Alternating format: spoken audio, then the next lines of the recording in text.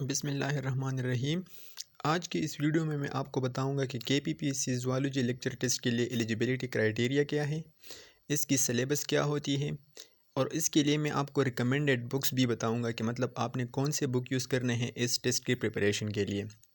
दूसरी बात मैं आपको ये बताऊंगा कि इसकी मार्क्स डिस्ट्रीब्यूशन मतलब इसकी मार्क्स डिस्ट्रीब्यूशन किस तरह होती है। हमने मास्टर में कितने मार्क्स बनाने हैं, हमने एफएससी की मार्क्स कितने लेने हैं और टेस्ट में हमने कितने मार्क्स बनाने हैं। दूसरी बात मैं आपको ये बताऊंगा कि केपीपीएससी, पीपीएससी, एसपीएससी और एफपीएससी के साथ किस तरह रिलेट करता है और किन चीज़ों पे ये एक दूसरे से डिफरेंट है। तो चलिए शुरू करते हैं इस वीडियो को।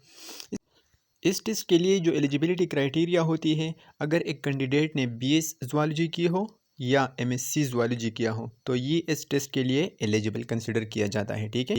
दूसरी बात ये है कि अगर किसी ने बीएस माइक्रोबायोलॉजी किया हो या बीएस बायोटेक्नोलॉजी की हो, ठीक है, तो वो इस टेस्ट के लिए एलिजिबल नहीं है। इस टेस्ट के लिए वो लोग एलिजिबल हैं जिसके पास मास्टर डिग्री हो ज़ूलॉजी में या बैचलर डिग्री हो ज़ूलॉजी में। दूसरी बात, अगर हम इसको कंपेयर कर ले PPSC Punjab public service commission के साथ या सिंध पब्लिक सर्विस कमीशन के साथ या फेडरल पब्लिक सर्विस कमीशन के साथ, तो इसमें डिफरेंस ये है कि केपी की जो पब्लिक सर्विस कमीशन होती है इसमें फेवर ज़ूलॉजी होती है, इसमें और कोई चीज़ नहीं होती। ठीक है। दूसरी, अगर हम इसकी मार्क्स डिस्ट्रीब्यूशन की बात कर लें तो केपी पब्लिक सर्विस कमीशन की जो मार्क्स डिस्ट्रीब्यूशन है इसकी टोटल 100 मार्क्स होती है। ठीक है। आपका जो एक एमसीक्यूज़ टेस्ट होता है उसमें 45 मार्क्स की क्वेश्चंस होते हैं। ठीक है। 45 एमसीक्यूज़ का टेस्ट आता है। फिर इसके बाद आपकी इंटरव्यू होगी और इंटरव्यू भी 25 मार्क्स की होती है। तो ये कुल मिला के हमारे पास बनते हैं 70 मार्क्स। फिर एकेडमिक मार्क्स का मतलब ये है कि आपके 20 की मार्क्स या एमएससी की मार्क्स और आपकी एफएससी या मैट्रिक की मार्क्स, इन सारों का परसेंटेज निकाल के 20 मार्क्स बनाते हैं। ठीक है। तो ये टोटल हो गए हमारे पास 90 मार्क्स और यही 90 मेजर मार्क्स हैं आप मतलब एक बीएस के स्टूडेंट के लिए या एमएससी के स्टूडेंट के लिए कि वो मतलब इसके लिए एलिजिबल है। अगर किसी की हायर क्वालिफ़िकेशन हो तो एमफिल की 1 मार्क्स होती है, पीएचडी की 3 मार्क्स है, अगर कोई हिफ्ज़ कुरान हो तो इसकी 3 मार्क्स है। बाकी डिस्टिंक्शन मार्क जो है वो भी 1-1 कंसिडर किया जाता है। जो मेन चीज़ है वो हमारी एकेडमिक के मार्क्स होते हैं और हमारे टेस्ट के मार्क्स भी बहुत ज़्यादा मैटर करते हैं। अगर हमारी हायर क्वालिफिकेशन नहीं है तो फिर हमारी जो एकेडमिक हो वो स्ट्रांग होनी चाहिए और टेस्ट स्ट्रांग होना चाहिए। दूसरी, इसके लिए इसकी जो सिलेबस होती है तो इसकी कोई फिक्स्ड सिलेबस नहीं है। ठीक है। यहाँ पर मैंने आपको कुछ बुक्स रिकमेंड की है, आप ये चीज़ें कवर कर लें। मिसाल के तौर पर यहाँ पर मैंने लिखा है इंट्रोडक्शन टू ज़ूलॉजी है, सेल बायोलॉजी आप देख ले, टिश्यूज़, आर्गन सिस्टम है। ठीक है। बायोलॉजिकल मालिक्यूल है, इसमें एंजाइम्स है, कार्बोहाइड्रेट, प्रोटीन, ये सारी चीज़ें देख ले। बायो एनर्जेटिक्स आप देख सकते हैं। ठीक है। Along with that chromosomes and DNA है, सेल डिविजन्स है, वेरिएशंस एंड जेनेटिक्स है, biodiversities and variety of life है। ठीक है।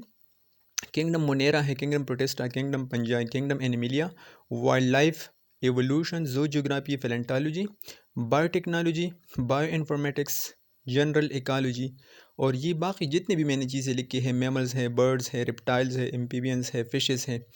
तो ज़ूलॉजी में जितने भी बुक्स हमने प्रीवियस क्लासेस में पढ़ी हैं, स्पेशली अगर कोई बीएस कर रहा है और उसने लास्ट जो 4th सेमेस्टर के बुक्स पढ़े हैं, इनवर्टेब्रेट ज़ूलॉजी है और इसके अलावा जू जियोग्राफी है, इकोलॉजी है, एवोल्यूशन है और बायोकेमिस्ट्री हो गई, कंपैरेटिव फिजियोलॉजी हो गई, कंपैरेटिव एनाटमी है, कॉर्डेट बायोलॉजी है। ये सारी चीज़ें आपको आनी चाहिए इस टेस्ट के लिए जाने से पहले। ठीक है। दूसरी बात, आपकी जो इनवर्टेब्रेट ज़ूलॉजी होती है, जो फाइलम परेपरा होती है, फाइलम सेलेंथ्रेट, फाइलम प्लेट हेलमिंथीस, ये सारी चीज़ें उसकी जनरल कैरेक्टरिस्टिक और उसकी क्लासिफिकेशन भी आपको आना चाहिए, क्योंकि ज़्यादातर जो एमसीक्यूज़ आते हैं वो कंपैरेटिव फिजियोलॉजी में इस पार्ट से आते हैं। दूसरी बात, आपने कौन सा बुक्स यूज़ करना है। तो बुक्स के लिए मैं आपको बता दूं, जो कंपैरेटिव ज़ूलॉजी या कंप्लीट ज़ूलॉजी की जो बुक है वो इस तरह आपको नहीं मिलेगी, लेकिन कुछ बुक ऐसे हैं जिन्होंने मतलब सिलेबस का ज़्यादातर पार्ट कवर किया है। मिसाल के तौर पर रोज़ एंड मिलर है, मिलर एंड हर्ले है, हिकमैन हो गया। ठीक है। इस तरह और भी बहुत सारे बुक्स हैं, लेकिन ये ऐसे बुक्स हैं जो रिकमेंड किए जाते हैं एक टेस्ट की प्रिपरेशन के लिए। जनरल ज़ूलॉजी के लिए आप ये बुक देख सकते हैं। दूसरी बात मैं आपको ये बताऊँ, आपकी बेसिक स्ट्रांग होनी चाहिए। आपकी जो एपीएससी लेवल के बुक्स थे या 20 के 2 और 3 4 सेमेस्टर तक जितने भी बुक्स आप लोगों ने यूज़ की हैं, इसमें बॉटनी भी आ गई है, इसमें केमिस्ट्री भी है, लेकिन सबसे ज़्यादा फोकस आप लोगों ने किस चीज़ पे करनी है? ज़ूलॉजी के पोर्शन पे, ठीक है। और उसमें सबसे ज़्यादा फोकस आपने इन्वर्टेब्रेट ज़ूलॉजी पे करनी है। यहाँ पर कुछ और टॉपिक्स भी मैंने मेंशन की है, इसमें है प्रोटेक्शन, सपोर्ट एंड मोमेंट है, एंडोक्राइन सिस्टम है। ये मैंने फिजियोलॉजी के कुछ टॉपिक्स हैं यहाँ पर लिखे हैं, ठीक है। नर्वस सिस्टम हो गई, न्यूट्रिशन है हमारे पास, रिप्रोडक्शन एंड डेवलपमेंट है, ठीक है। होमोस्टेसिस हो गई, circulations and immunity and gaseous exchange, ठीक है। तो ये चंद टॉपिक आप अच्छे तरीके से कवर कर लें। दूसरी बात ये है कि आपकी जो एफएससी होती है उसमें पार्ट 1 और पार्ट 2 ये चीज़ें आपकी अच्छी तरह से याद आना चाहिए, ठीक है। दूसरी बात ये है कि यूनिवर्सिटी के लिए जो एग्ज़ाम के लिए स्टडी होती है और एफपी या केपीपीएससी के लिए जो स्टडी होती है, इन दोनों में डिफरेंस ये है कि आपने इसके लिए डाइवर्स चीज़ें देखनी है। एफएससी से लेकर एमएससी तक आपने जितने भी बुक्स पढ़े हैं इसको स्टडी करना होता है। लेकिन अगर आपने यूनिवर्सिटी के एग्ज़ाम्स देने हैं या बीएस के कुछ एग्ज़ाम देने हैं तो इसकी टू द पॉइंट सिलेबस होती है। मिसाल के तौर पर अगर आपके बायोकेमिस्ट्री के पेपर है तो आप उसके लिए बायोकेमिस्ट्री देख सकते हैं, आप उसके लिए मतलब फिजियोलॉजी का पेपर है तो आप फिजियोलॉजी देख सकते हैं। लेकिन अगर आपने ये कमीशन का टेस्ट देना है तो आपने सारी चीज़ें एट अ टाइम देखनी।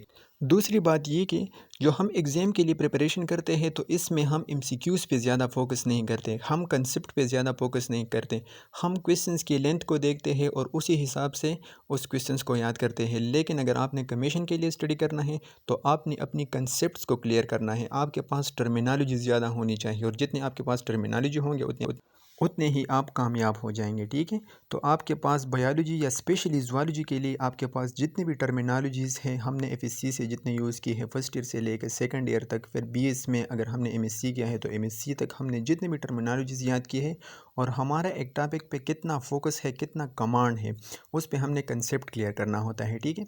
तो अगर हमारी जो कंसेप्चुअल स्टडी हो और हमारी स्टडी वसी होनी चाहिए, टू द पॉइंट नहीं, तो फिर इंशाल्लाह हम इस टेस्ट को आसानी से क्वालिफाई कर सकते हैं।